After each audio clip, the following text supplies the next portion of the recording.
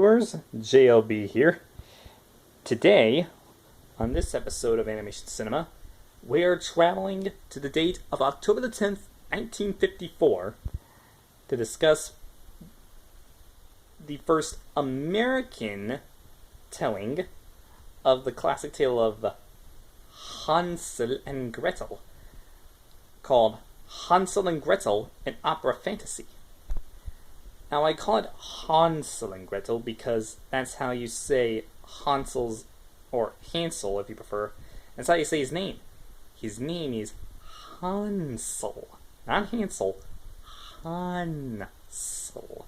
I have to put the ha into it. Anyway, the film, as you would expect, is based off of Englebert Humperdinck's opera Hänsel and Gretel, and it incorporates music and songs from the story, specifically the opera it's based on. It was also the first American feature-length film not made by Disney since 1941. And it's also the first American feature-length animated film not made with traditional animation. This film was actually made stop motion. That's right. This is one of the very first American stop-motion films. And just like Mr. Bug Goes to Town, well, I'm not sure if it's exactly like Mr. Bug Goes to Town, but regardless, this film was distributed by RKO Radio Pictures. And for those of you who know your Disney history, RKO usually distributed Disney movies back in the day, but this might be the first time they're entering distribution and filmmaking on their own. Now, of course, the film wasn't always distributed by RKO at first. Originally, the film didn't really have a distributor.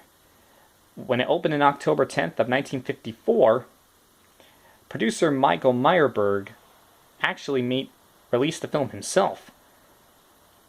But of course, based on the positive reviews and box office performance, when it released on October 10th of 54, RKO Radio Pictures acquired the film for a wide release for the Christmas season.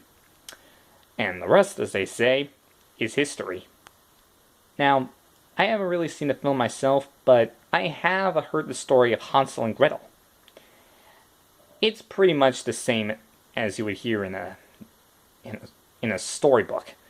Young boy and girl get lost in the woods in Germany, run into a witch in a gingerbread house, and, well, you know the rest of you know the story. But is this film worth it? If you like the story of Hänsel and Gretel, then yes, this film would be worth it.